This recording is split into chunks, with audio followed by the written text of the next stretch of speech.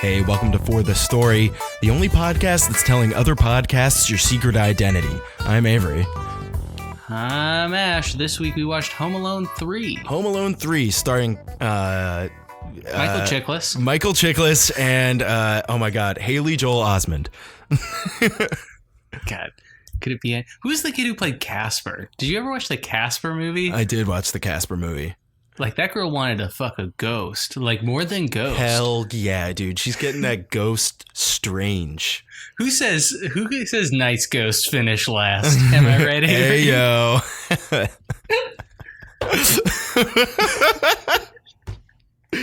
Oh my god. There's something there's a torture review that we could do at some point if we really want to just like Casper the Friendly Ghost? Yeah, just fully lean in on the cinematic torture. We could watch Casper the Friendly Ghost. I remember, dude, I don't know what it is about like grandparent aged people in my family, but all of them had one VHS that like was appropriate for a child to be there. Right. Okay. Casper was the one that they all unanimously agreed on. No, one of them did. The other one was Pete's Dragon. Oh, I don't think I've ever seen Pete's Dragon, but I definitely remember it. They rebooted it. Like, of all the movies to fucking reboot. I saw on the internet the other day, I was like reading an article or something that came up on my phone that people are pushing for a Gargoyles reboot, which seems just really kind of out of nowhere. But I guess people really like that show. So yeah, I mean, didn't they already see it in the Shazam movie? It was just the 7 Deadly Sins. Oh yeah, that's a good point. They already did it. Sorry. Yeah, sorry. DC or Warner Brothers has the rights now. Is that Warner Brothers still? I guess they are, right? DC is? Who knows? I've grown tired of your politics. Yeah, I mean, like, I don't think DC has its own studio like Marvel does because they're just not set up as well.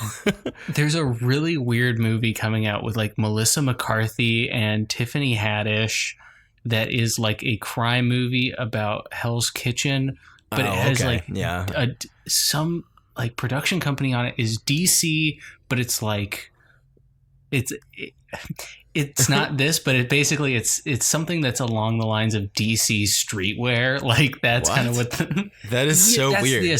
That's the aesthetic, but it's like the actual DC logo. I'm like, what is this? That's so strange. So it's a different company called DC? No, they're using the actual DC logo. I'm like, are they trying to just be like grounded and gritty and realistic now? Like maybe. Wait, maybe they're just like they're producing. That's weird. What does that even imply? That's so strange. It means Melissa McCarthy is the new Wonder Woman. It means Melissa McCarthy is a DC corporate shill. She's Poison Ivy now, I'm pretty sure. I would go see that, man. I would go and see that. Like, people get mad about, like, people they think are miscasts, and I'm like, no, they didn't go far enough. Yeah. Miscast everything and see what happens. Just, like, but really badly. Danny DeVito needs to be Wolverine. That actually makes sense, because Wolverine's supposed to be short and smelly and, like, kind of gross. And like Danny DeVito. It would be perfect. He actually should be Danny DeVito in a muscle suit. Or just CGI. CGI Danny DeVito. Just give him the Thanos treatment. Oh, yeah. Yeah, that sounds great. I don't know why they aren't considering him. He should have been Detective Pikachu, too. I think Danny DeVito actually turned that down, though. He was just like, I don't know what Pikachu is. I think there's like an interview of him saying that. They're making a lot of movies that like specifically should be for Danny DeVito. Detective Pikachu, Sonic. He could play both Sonic and Dr. Robotnik. He could be both. Like an Eddie Murphy movie. Yeah. Like a Tyler Perry. Oh, yeah. Okay. Oh, yeah, baby. That'll be excellent. That's culture. So we didn't watch anything even somewhat related to anything we just talked about. What's new? Yeah, right. We actually just both of us watched Spider-Man Far From Home. Everyone's talking about it. Everybody loves it. It made how fucking much money at the box office? We'll get into that later. Yeah, Avery. We have a structure here. Yeah, that's your department. You're the budget department. So yeah, we'll get into that in a little bit here. But yeah. So we watched Spider-Man, the new Spoodler Man. But first, before we talk about Spider-Man, Ash, what movies have you watched this week? And what is worthwhile to bring to the table for tonight? or today or whenever you're listening?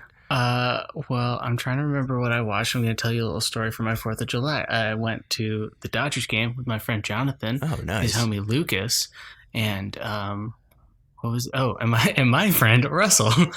And we had this really young, we were in a box, and this really weird thing happened where they played God Bless America, who's by some lady from the 50s who wrote a lot of racist songs, by the way. Just Really? gonna put that out there. Really? Oh yeah, tons of them.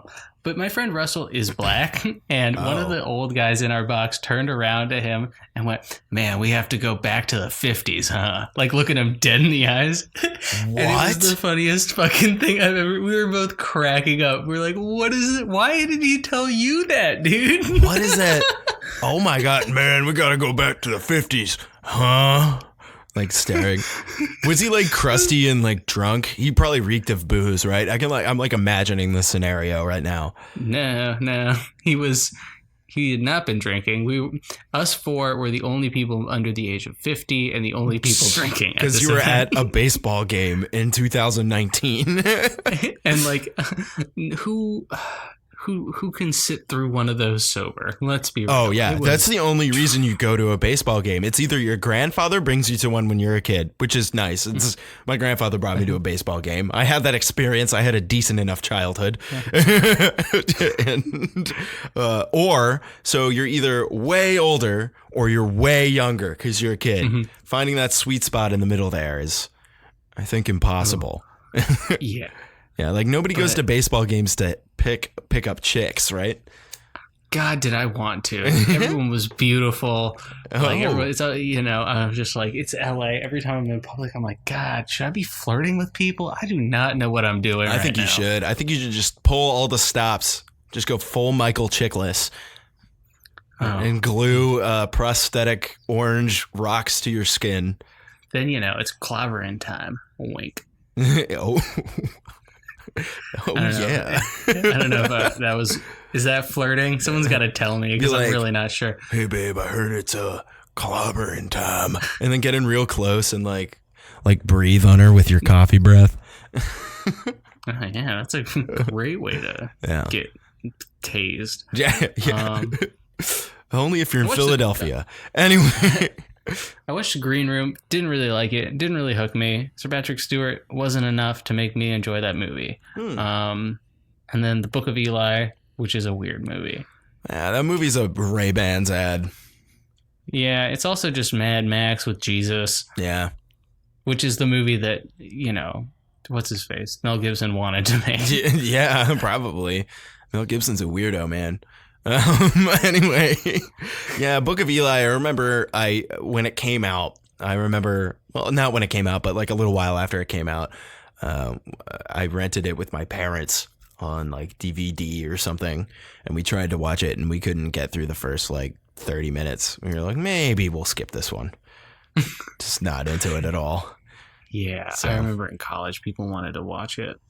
So they're oh, it's such a good movie. Was it though? Whenever just absolute dullards, just, how having wrinkles in your brain is a good thing? These people just have smooth brains. Whenever those skin, fill in the cracks with crap like The Book of Eli. Yeah, just melt it down and pour it right into my brain, dude. Anyway, what did you watch this week? So I've actually been watching some TV. I know. I didn't really watch any movies this week, which is strange. I've been watching some true crime. Honestly, I don't even know the names of the shows that I've been watching. They all seem to kind of be formatted the exact same way, and they all have these testimonials that really blur into each other. So it's all just wow, that's horrible. I can't believe. Wow. I did that, and I cracked open Breaking Bad again because I never finished that series, and I don't know the twist at the end. So don't spoil it for me because this is all new for me, or at least mostly. I got up through season 3 the first time I tried to watch it, and I was like, I lost steam, if you know what I mean. Mm-hmm. So, yeah. But yeah, that's pretty much it. That show's really good. I remember not really liking it when I was younger. I don't know why exactly. I'm trying to think of why. Maybe it was the excessive interpersonal drama, because I find that stuff to be really dull. And even now I'm like, oh my God, another scene with Skylar. You know what I mean? I find that character insanely uninteresting.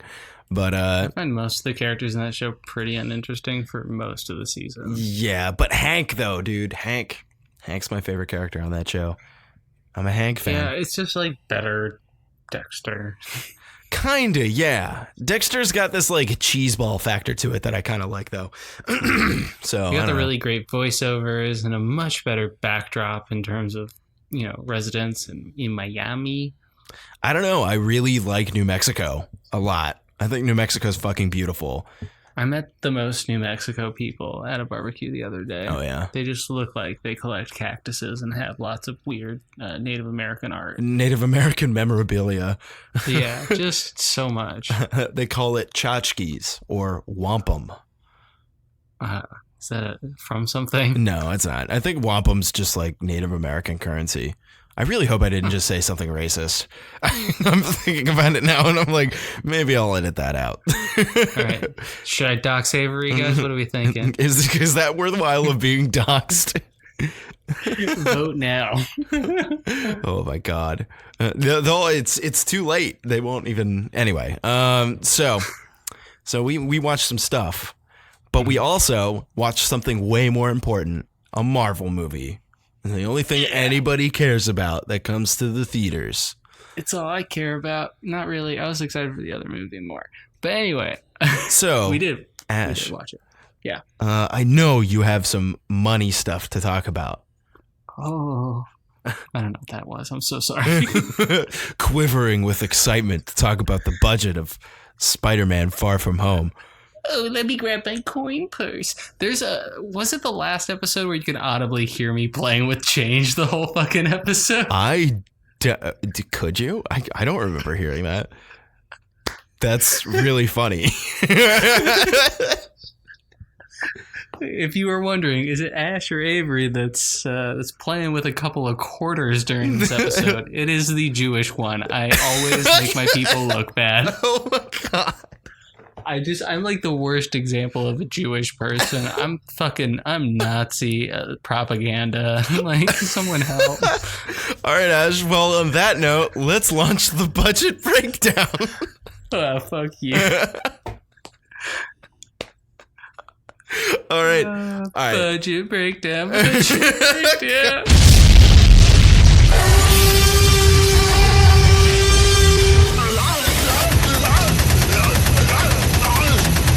This is the budget breakdown. So, Far From Home. Weird movie. So this movie actually didn't release on a weekend. It released on a Tuesday. Yeah, pretty strange. Production budget of $160 million and was the #1 Tuesday release of all time at $39 million. That club's going up on a Tuesday. Sure. You know what I'm saying? Yeah. Oh, yeah. And at this point, as of July 8th, which I think is, it's a week. First week, it made half a billion, $588 million. That's fucking nuts. It is fucking nuts. So it did pretty well. It was higher than Toy Story, which came in second for the weekend. Yeah, like something. That's good. That needs to be like dethroned. Yeah, it made over the weekend like 30 some. Yeah. Yeah, 31, and then Spider-Man Far From Home made like, what is it? Like almost 90, just above 90 million. Wow. Then Annabelle Comes Home, yesterday, Aladdin, Midsommar. Yeah. So I had a hard time because this did really well. And I like to give you a little bit of like, oh, what's above this that we haven't already done.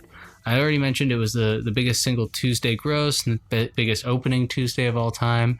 But one thing that it was kind of weirdly in the middle for was 35th in fastest to 150 million. 35th? Mm-hmm. Fastest to 150 million. Yeah. Okay. Interesting. We got some blockbusters. So that took some time to really, you know why that is though? It's because it came out on Tuesday. Yeah, who the fuck comes out on a Tuesday? Yeah. Honestly, I saw this who on throws a Tuesday? I could see going out. I go out to the movies on Tuesdays all the time. I think it's a good night to go out because nobody else is ever in the theater. Except for this night. Yeah. Because it was 4th of July weekend. Oh, that's a good move. Line that up correctly. I like it. Mm-hmm. Speaking of 4th of July, we're going to talk about Stranger Things. Don't you worry. It's going to happen. But back on track. Interesting. So fastest to 150 million or 35th in fastest. Yeah, it took 5 days. Wow. That's not too quick, is it? I mean, 5 days to 159,387,503. I could guess other movies that are faster, all 34 of them, and I bet you 5 of them are Marvel movies. Am I wrong? 1, 2, 3, 4, 5, 6, 7. Oh my god. 8. Oh my god. 9. Oh my god. 10. Oh my god. 11-ish. 11-ish. Okay. One of them, I don't know. Well, I guess 10-ish. Okay. All right. I'm going to Well, say 2 of them are not. I'm going to say Infinity War, Endgame, Black Panther, Captain Marvel, Thor Ragnarok. Nope. Really? That was more of a sleeper hit then. I think people expected it to suck because the first 2 kind of blew. Yeah. Yeah. Civil War, probably. Yes. Yeah. Iron Man. Other crossover movies. Iron Man 3. Yep. It's It's weird how well that one did. Yeah. I don't know. I thought the movie was okay. It was fun. It was for a standalone movie. It wasn't bad at all. Iron Man's just so fucking likable. I'm trying to think, man. What other? Because is Doctor Strange probably isn't in there, is he? No, you're missing 2 big movies. Big movies. 2 big ones. Now I'm like fucking stuck. You got number 3 and 4, but The Avengers is probably up there on its own. And is Age of Ultron in there? I feel like people didn't care about. Oh, it is. 6 and 8. Yeah. No shit. Okay. Wow, that's kind of surprising. I didn't think. I bet you Star Wars is in there, unless I don't even know. That's so long ago. Okay. Well, name a couple, because a couple of them are Star Wars Force Awakens, probably The Last Jedi's in there. Is The Phantom Menace still in there? Because I know that movie did really well financially. Or at least it is not in there, but one of the prequels is Revenge of the Sith. Yes. Gotcha. Yeah, that makes sense. Well, that's the only even somewhat worthwhile out of the prequels, by the way. We'll say that. Yeah, borderline. Yeah. Interesting. Okay, cool. Well, there you go. Let me give you a couple clues. Yeah. Let's do this. Will Smith, Margot Robbie. Suicide Squad. Yep, 34th, just above it. Wow. What is this? Some kind of fucking Suicide Squad? Jesus. Yeah. One of the prequels to Hobbs and Shaw. Fast and the Furious 8. I don't know. We could go down 7. It's 7. Okay. Which is the one that people like? Do people like any of them? I know Tokyo Drift people liked. That movie's stupid. I watched that one not too long ago. They're all pretty stupid though. Although the song in Tokyo Drift is really good. Yeah. Just gonna say. What else we got here? We got a film about a man who's not wearing hockey pads. I have no idea. Is it a hockey movie? No.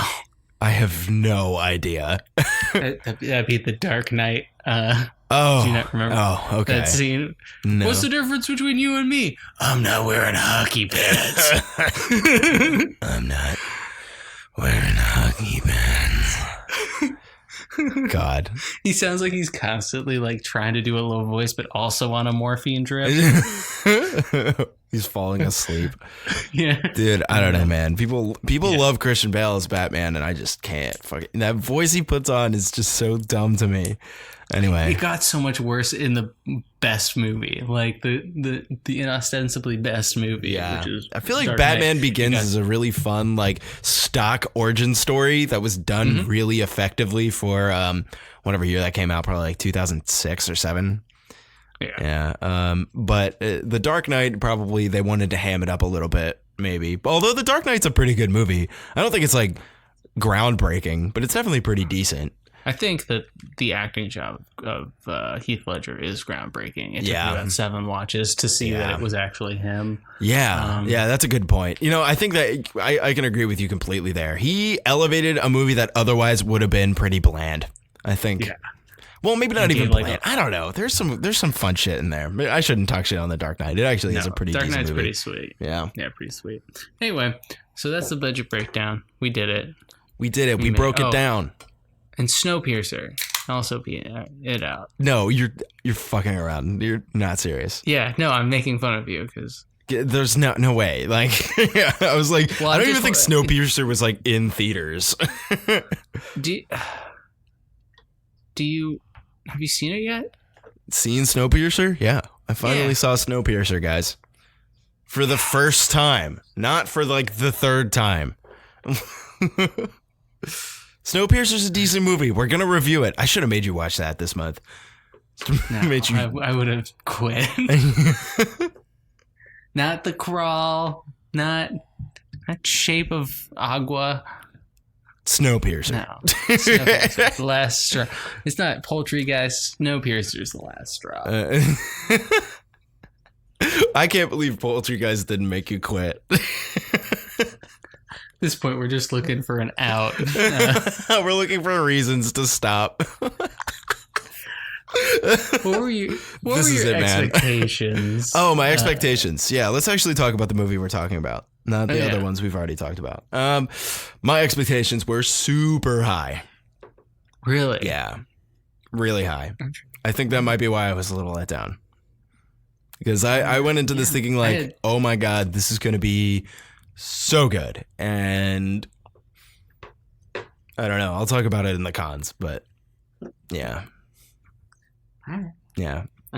So you were hyped. I was less hyped. I love Mysterio. I love Jake Gyllenhaal. I thought he was great casting. I love that they, in the commercials, they use the fishbowl helmet. Yeah. And it looks dumb, but it doesn't look as dumb as it possibly could. It looks, I don't know. It looks kind of dumb. but that's the point. I did like his costume. It is supposed to be over the top. It's almost like it's kind of a meta joke type deal, which is fun. Yeah. But I had kind of middling hopes for it. I was like, it's going to be a kind of a bluster after Endgame. They put money into it. Sony still has their name attached to it, which is always a mistake. Yeah. Remember when I showed you one of the final theater posters that they were putting out for this movie, and it looks like they rushed the shit out of it? Do you remember when I showed you that? If you look at the posters for this movie, they're really bad. Just fucking really bad. Freshman graphic design student in college. Yeah. Who has done a lot of salvia. Yeah. This is somebody's first freelance project or something. And they were paid in gummy bears, and they gave them $100 in Canadian money or something weird like that. It is not great. But that's okay. I think that this extends a little bit to some of the visual effects. I really, really want to talk about that, but I am going to save it. Also, for expectations, there was the whole family of really, really loudly speaking people in the theater. And I thought I was going to have to be the one to tell them to shut the hell up in the middle of a movie, which I don't like being that person. I love being that guy. But I will do it, and I will feel really good about it afterwards. But somebody else did it, and one of the managers in the theater came by at the very beginning of the film and told them to shut the hell up. And I was like, hell yeah. I was like, that's right. That's that Alamo Drafthouse quality right there. One of the managers will come in and tell people to shut the fuck up before the movie basically even starts. I was like, yes. It was literally right after the trailers. So, did you see any good trailers? I can't even remember. I feel like I didn't. I don't think I saw any good trailers.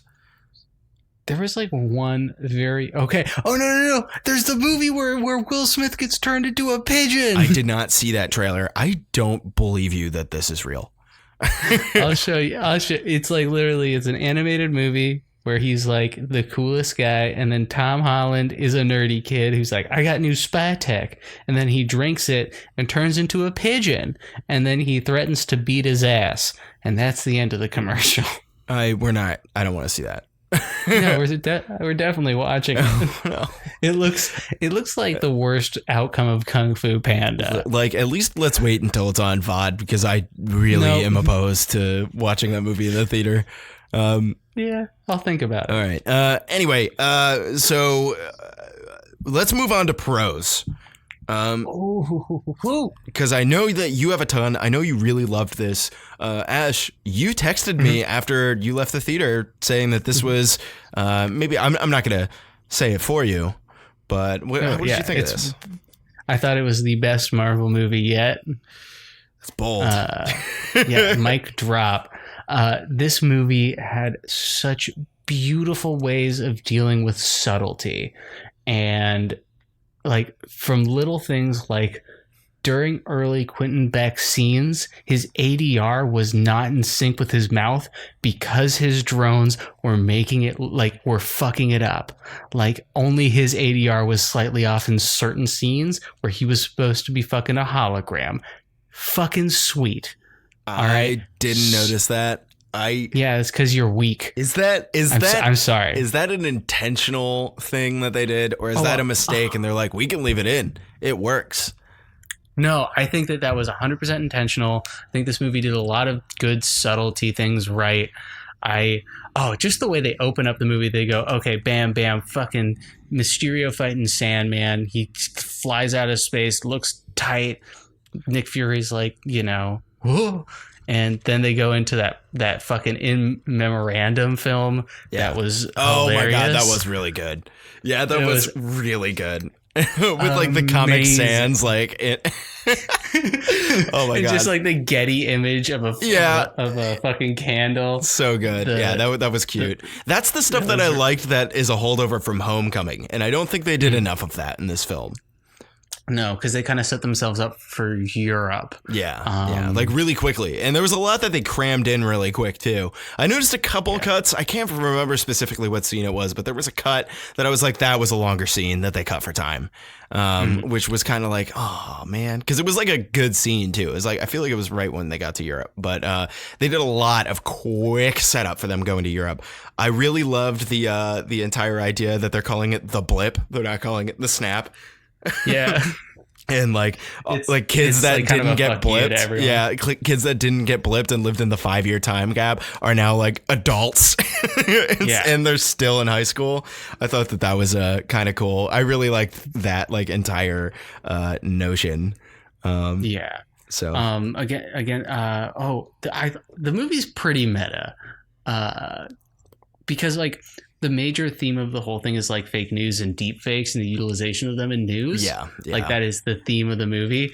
So everything from in his fucking stealth suit, them calling him Night Monkey which once, is so and everyone fucking buying it, and then it's on the news.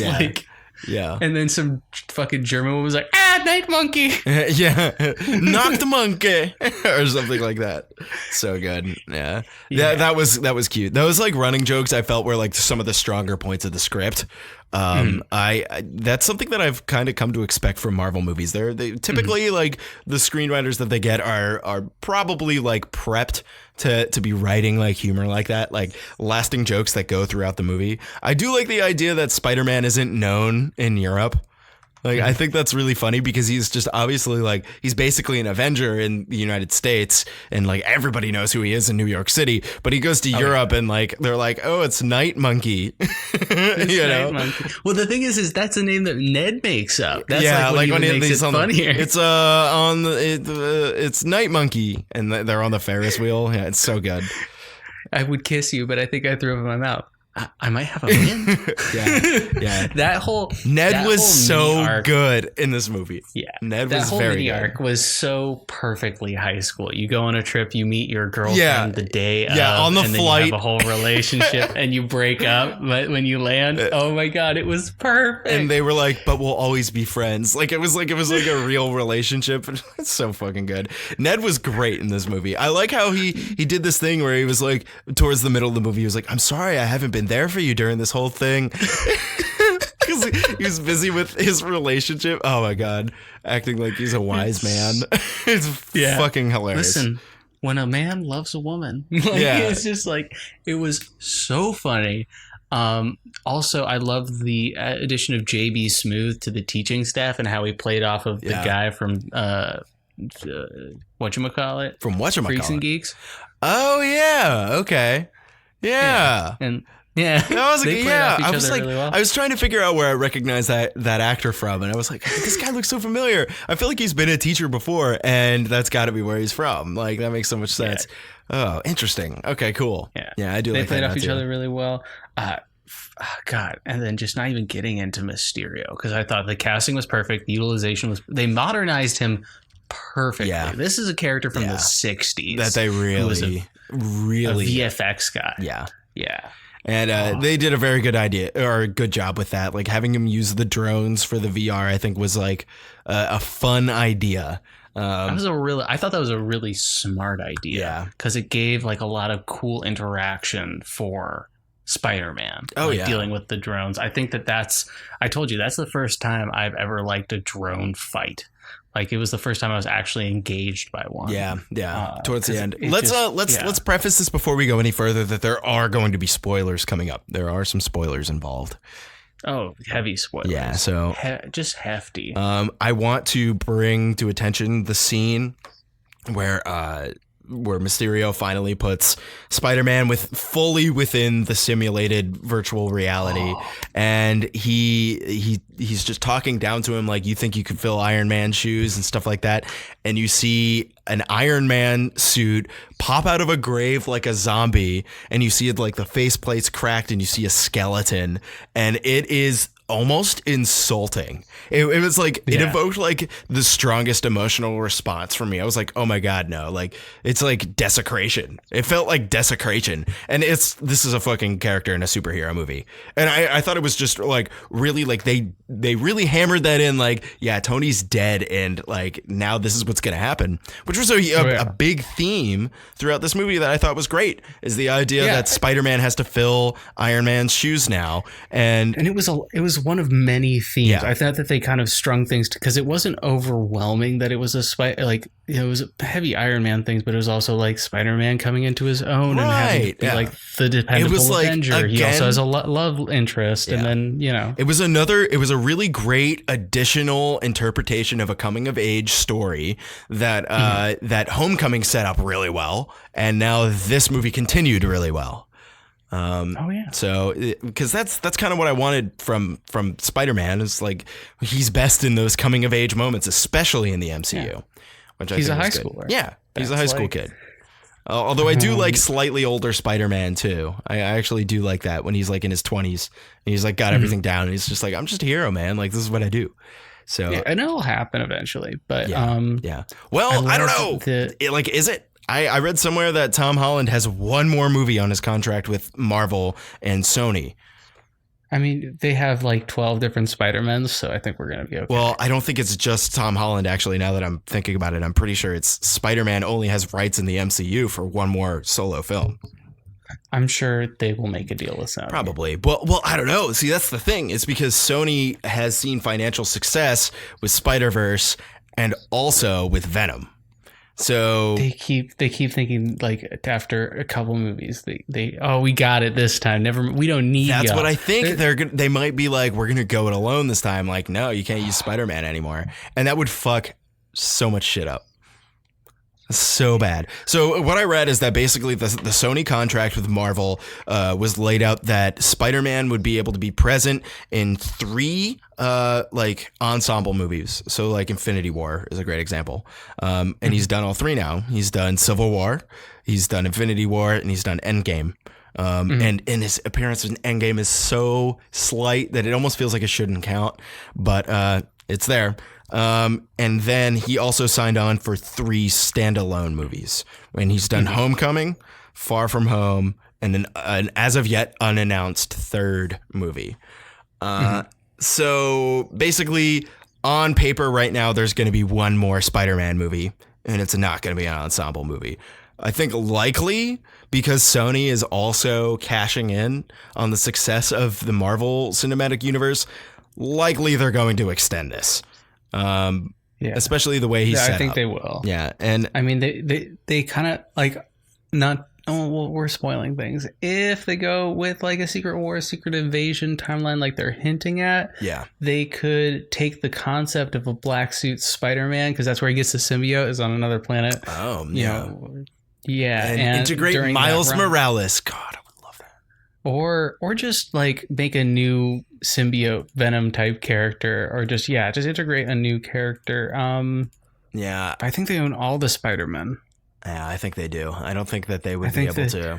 And see, the thing is like, it's such a holdout for Sony because they could just sell the rights, you know, but now they've had a couple of, like, honestly pretty impressively financially successful movies under their belt. Spider-Verse was actually legitimately good. Venom kind of blew, but it still made pretty good money for Sony. So they're like, well, this is like one of the only IPs that we have that's making money. So I don't know. What are they going to do? Like, go with Adam Sandler? Yeah. Like Adam Sandler as Venom. Yeah. Adam Sandler, I think is. Oh, I'm Venom. Yeah. Oh my God. Horrible. I just like, ugh. So that's the thing, is that on paper, it looks like we should be getting, like the way they have it set up, like Spider-Man should be a lasting character.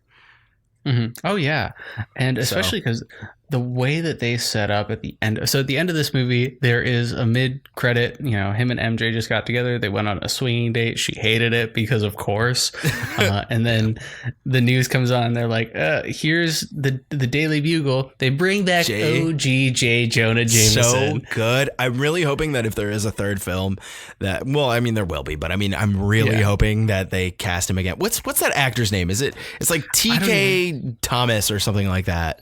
Something like that, name? But he is now Alex Jones of this universe. Yeah, and he has so good. It's such a good upscale.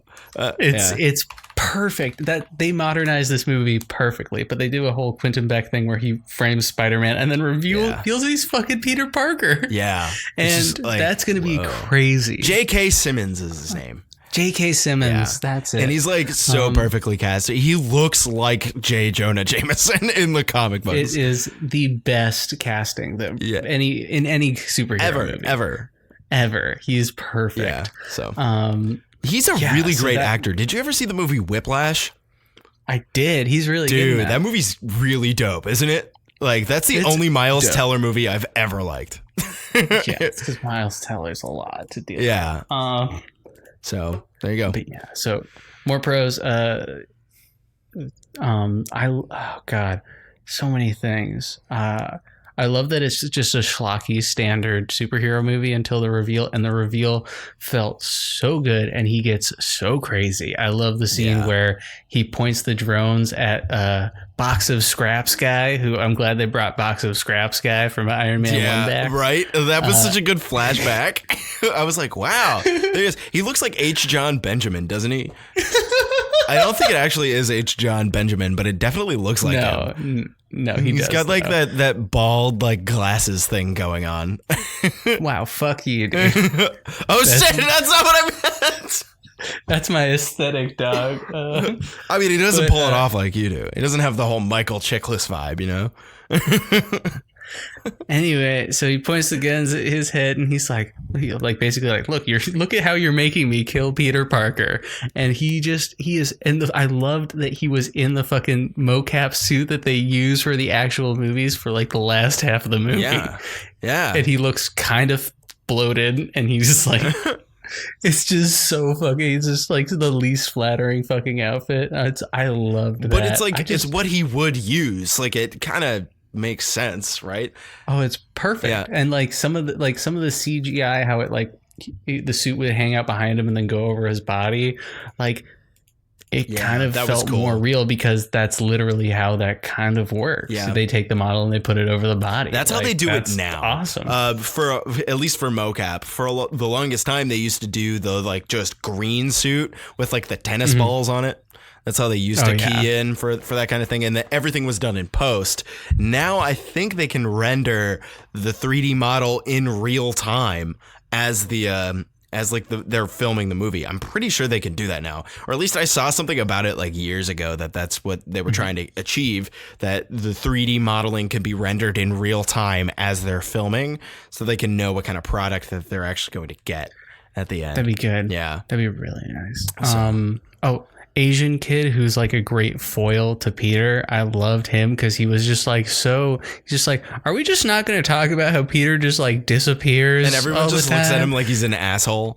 And everyone's like, I think it's so good that people are just like they're kids, so they just don't fucking care.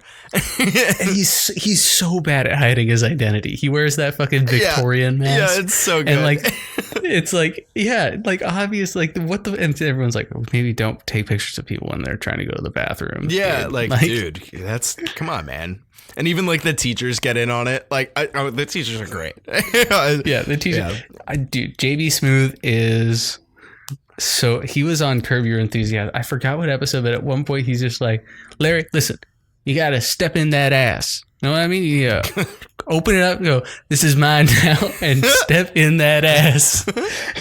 He's one of the funniest fucking dudes. Yep. He was a great cast. Oh my God. Oh yeah. This movie has a really, really fun cast. I liked seeing like a return of the kids in Peter's high school. I think that was like kind of fun and funny to see, because like they're all just kids, and like the whole shtick behind Spider-Man is that he's got to hide his identity, but like he's bad at it, and like the kids all think he's an asshole. Even like the one kid who's always live streaming is just like, oh, Flash. He's just like, Flash is, he's so funny. That was the guy played. That's the same character that Joe Manganiello played in Spider-Man. Can you believe that? Oh, really? The one that he gets in the fist fight with. It's his bully. He's supposed to have a high school bully, and he's supposed to love Spider-Man, and they just did it perfectly. No shit. Wow. Yeah, dude. That's funny. Dude, there's I love how it's comically oblivious. They were like, has on the glasses, and like he destroys the drone that he accidentally calls on his classmate. Oh, yeah. And Ned's girlfriend's just like, hey, I think we all know what's going on. Got a new look, and I love it. Just so comically oblivious. Yeah, it's great. Because like it's ridiculous because he's the only character that tries to hide his identity in the whole MCU, and they just are like, yeah, it is fucking silly. Yeah, it's kind of interesting. Like, why does he need to at this point to hide his identity? I don't. Well, now it's good. Well, he can't now. Yeah, I mean, like that's done. I'm curious to see if there's going to be like some fallout for that, or if like the third movie's going to start with him being like, no, that's not really. That's a complete lie. Like, why are they targeting me? Like, I'm curious to see if they're going to try to pull that some kind of crap like that. I could see it going either way. Yeah, we'll see what ends up happening. That's all speculation at this point. I want to move on to some cons. Because I think that the cons that I have, especially after talking about this a little more, I'm realizing like actually this was pretty well written. Maybe I was just this is my con for this movie. I have superhero fatigue hard. And I didn't realize how bad it was until I sat down into the theater and like I was like, oh man, I'm watching another superhero movie. And like it felt like a deflate as soon as the movie started. I was like, all right, here we go.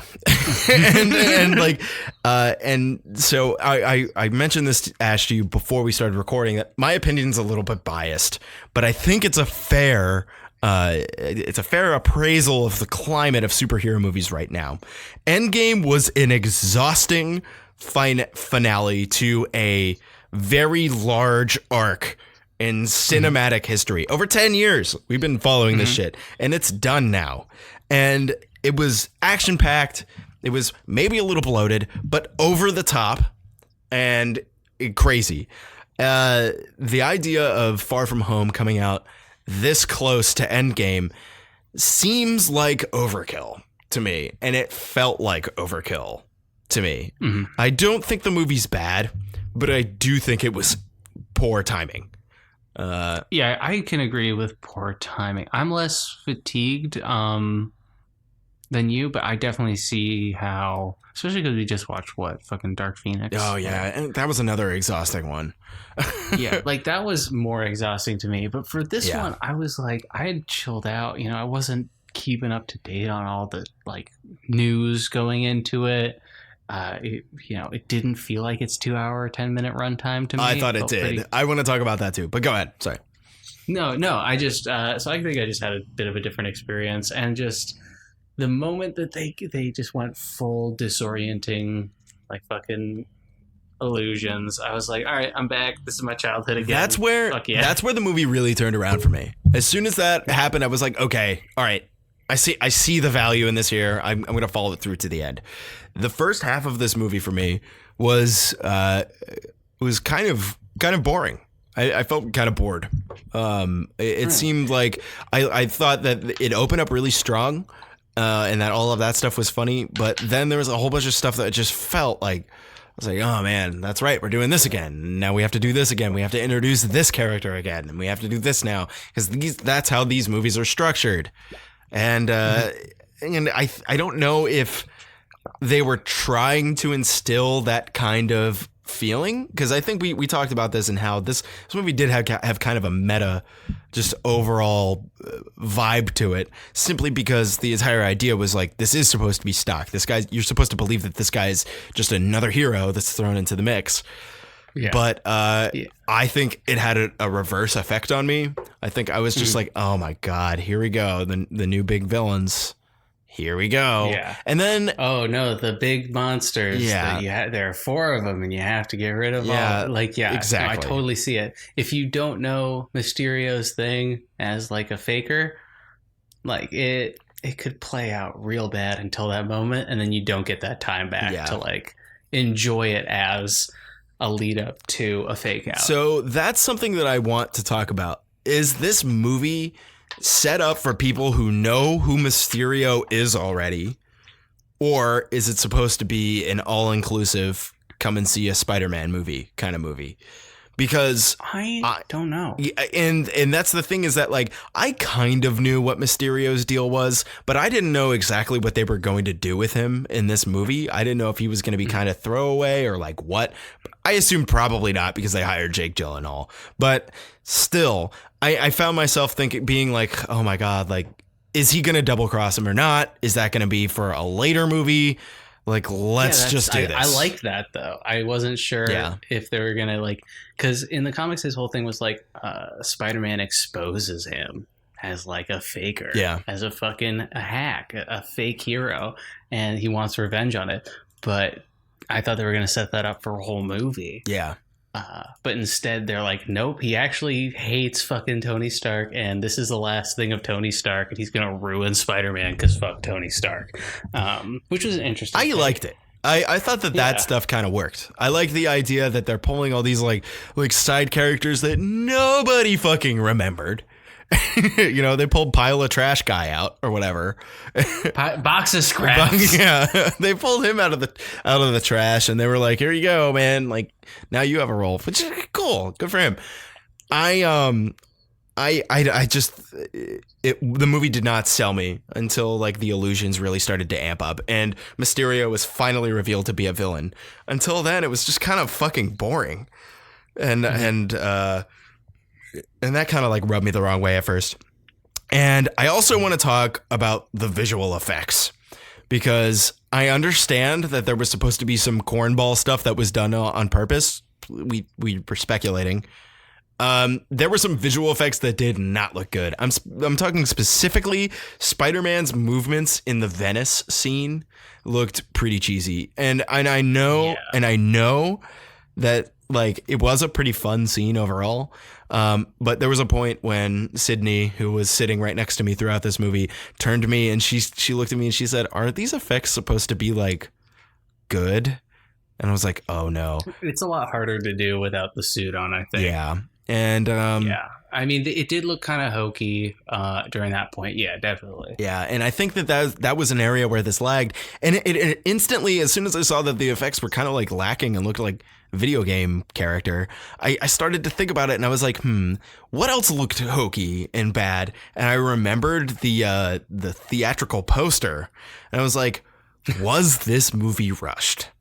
Is really like, I think it was. Yeah. I think that's fair. I think I love the product. I mean, I just, those little things don't bug me as much, I guess. I thought it looked better than Captain Marvel. I just so disagree. For me, it was, I can't tell with that movie if Brie Larson's chin looks really weird without the rest of her face involved, or if they just can't recreate her face. Because it was not her face. That's a good point. Whenever she had the helmet on. Yeah. It looked so fucking dumb. Yeah, that was not good. Also, Brie Larson just at the end, just be like looking like the Human Torch. It was stupid. Yeah, and then just punching her hand. Yeah, so maybe you're right. I would say they're kind of like, I wonder if they got similar VFX companies involved. They got similar budgets. Yeah. Maybe that's what it was. I think Captain Marvel was rushed, and I think this movie was rushed as well. Yeah. And also, they just didn't get as much money as Endgame. Endgame got a lot of money. Yeah, well, Endgame was the movie of the year. Same with Infinity War. And that's why those effects look really seriously excellent. Yeah. It's very clear that they put the real VFX budgets into the ensemble movies. It makes sense. Yeah. But it was honestly like in Captain Marvel, I felt like it was less immersion breaking than it was in this one.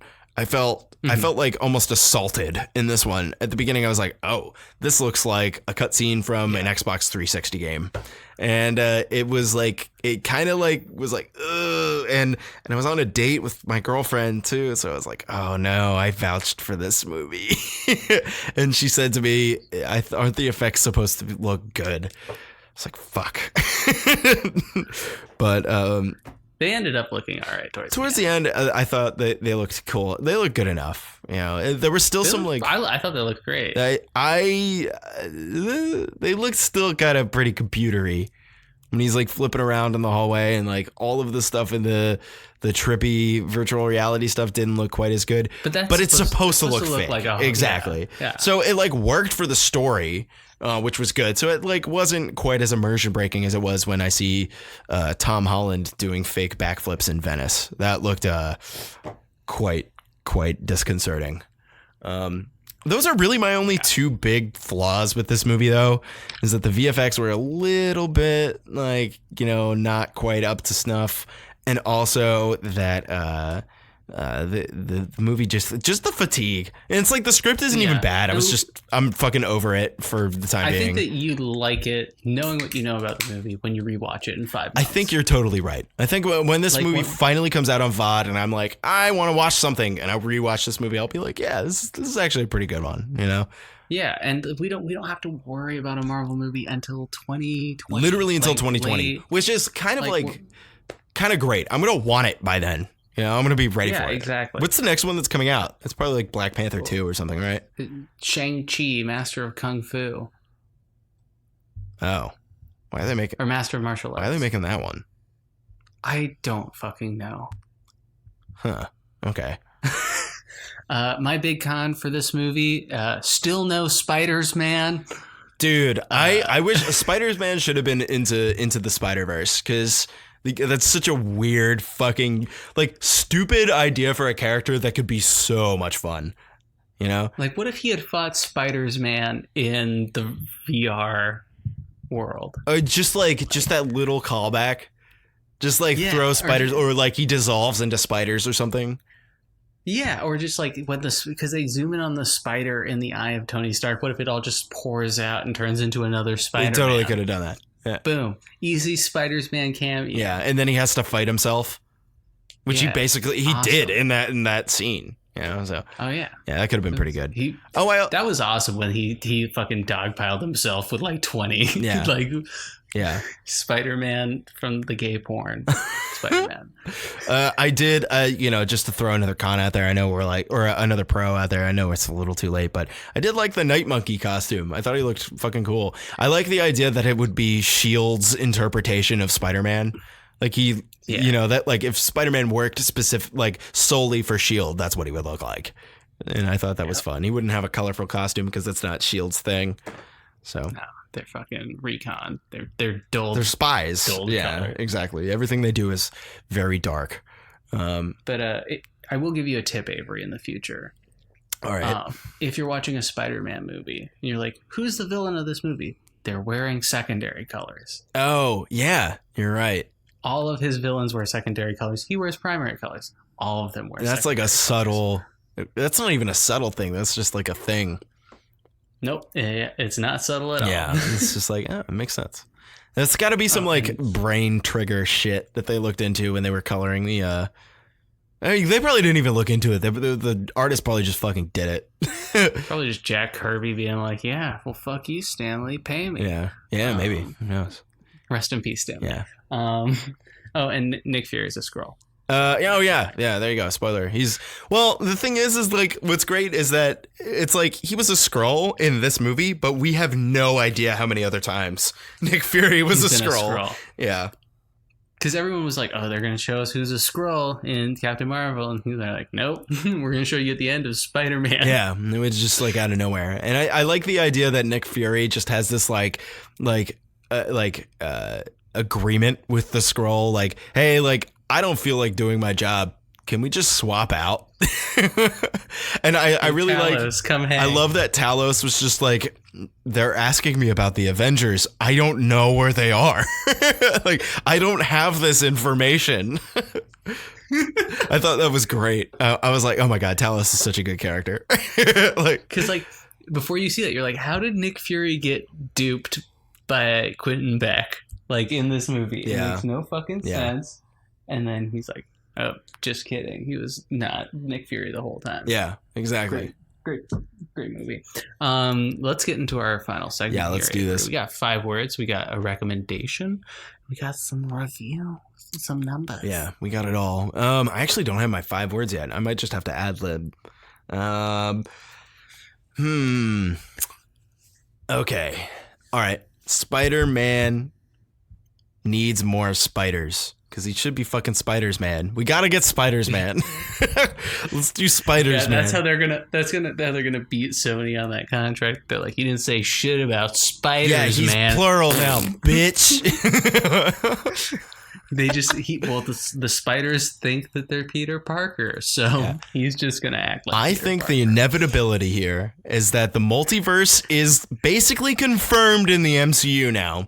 And they are going to rope in Spider-Verse into the story of the MCU.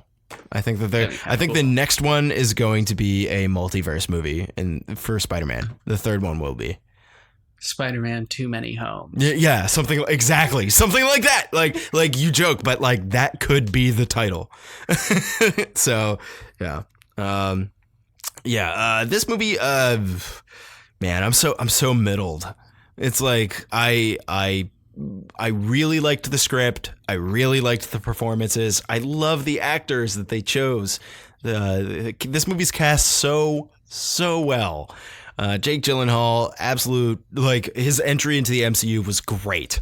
Like this is so perfect, and it's so perfect for like him too, because Jake Gyllenhaal plays the crazed like manic asshole so well. And like he was born to play a manic asshole. And, he just did a really great job with that. And, but on the other hand, the VFX, I felt like really broke my immersion a lot in a lot of places. The first half of the movie, I'm kind of like trying to figure out whether or not it was made for somebody who is a longtime Spider-Man fan, or if it's made for somebody who is going in cold, and I wasn't quite sure, and it felt boring to me. I'm going to give this movie a 6.5 out of 10.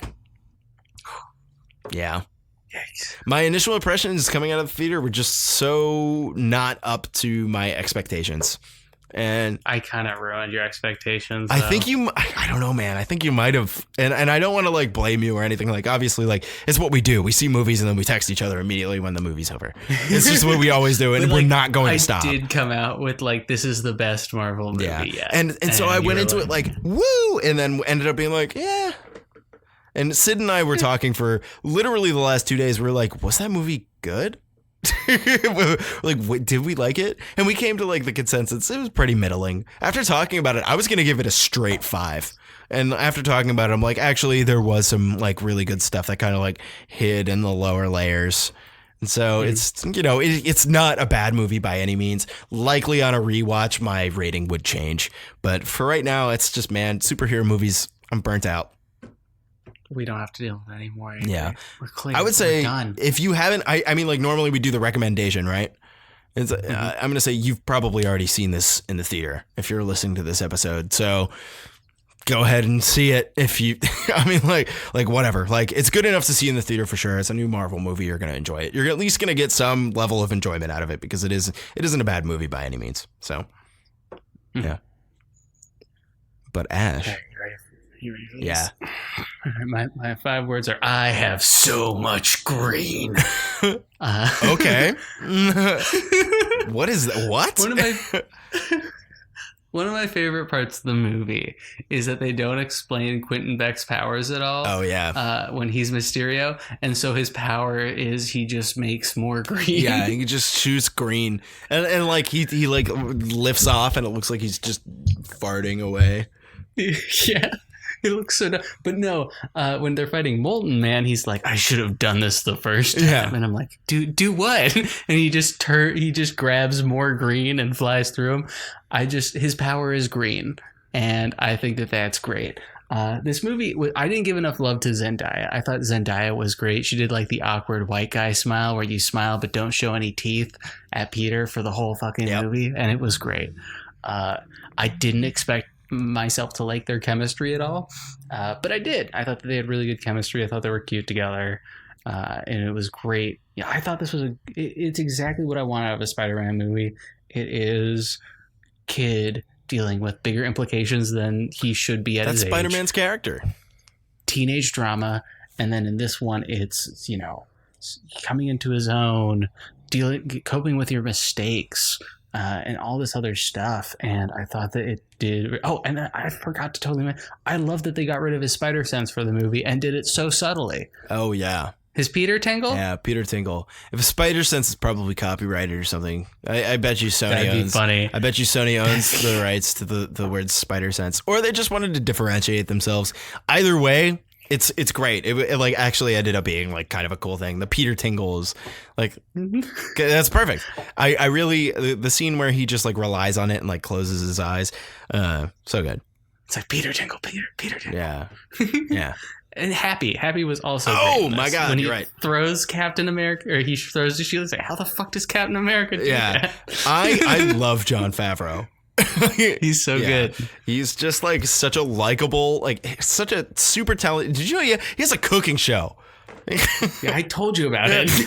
No, I think I watched it like a couple episodes and then we talked about it, and now I'm bringing it up again because he has a cooking show. He's so likable, and Robert Downey Jr. is on an episode of the cooking show. I think it was after with Tom yeah, Holland and exactly. the Russos. Oh yeah, the Russos are there too. They all sat together and they all ate together. That's pretty cool. I think it's before Infinity War came out that was recorded. I think it was after Civil War. So there you go. Huh. But yeah, that's when everything was really on the upswing anyway. So cool. Good snapshot. I recommend seeing this movie. See it again. I saw it the day. So I saw it. Then I saw Midsummer. Then I saw it again. But that time on IMAX, and it was awesome. Oh hell yeah! I wish there was something like that around here. There might be. I haven't even looked into that. There might be. Yeah. This movie's great. I really recommend seeing it. I'm going to give it a perfect 10 out of 10. Oh my God. This is my favorite. This is my favorite Marvel movie so far because it actually tackles issues, which I don't think a lot of the other movies really do. Sometimes. Except for maybe Civil War. Civil War does. Iron Man does. Infinity War is kind of just a schlock amalgamation. Oh, yeah. But it's good. It tackles familial issues. Yeah, and like fascism, I guess. It touches on fascism. Or genocide. Yeah, it touches on that. I don't know. You're totally right though. It does this has a little bit deeper of a meaning, and I don't know. This movie's not bad by any means. It just didn't get me there. Can I get a 7, Avery? No, I can't. Can I get a little 7? It's so hard to say. A little 7 for Ash. I think I'm making it worse. I think it's a 5 now, isn't it? Actually, a 4. No, it's. Well, I'm a little baby. No, stop, dude. Gaga goo goo. So, yeah, I don't know, man. I think on a rewatch, that's when I should revise my rating. Mm-hmm. So we'll let that go. I liked Stranger Things 3 better than I liked Spider-Man Far From Home. You see, that's insane. No, it's not. Stranger Things 3 was so good. You called it perfect. I think it's about perfect, man. It's pretty goddamn good. Is really incorrect. We'll get into that the week after. Yeah. So we changed up our weeks a little bit. We'll just do it. We're not doing Crawl anymore. You don't need to fucking know. We're not doing Crawl anymore. We're doing Stranger Things 3. And we're moving the fighter later. Yeah. And so So we're doing a Midsummer again this week, which you guys will hear. And then we're doing Stranger Things 3, then The Fighter, and then The Autopsy of Jane Doe. Good lineup. So excited to have you see Autopsy of Jane Doe. I think it's so up your alley. Yeah, probably. I'll fucking like it. I like anything. He lies. So, thank you so much, guys, for listening. I had a good time talking about this movie.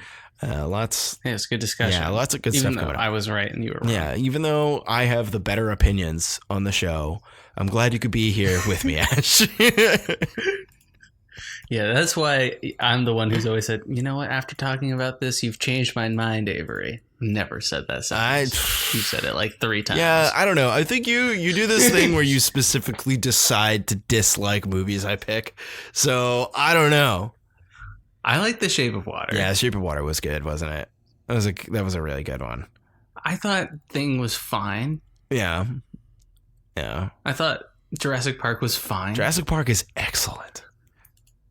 Jurassic Park is the best movie ever. See, that's just... It has something for everybody.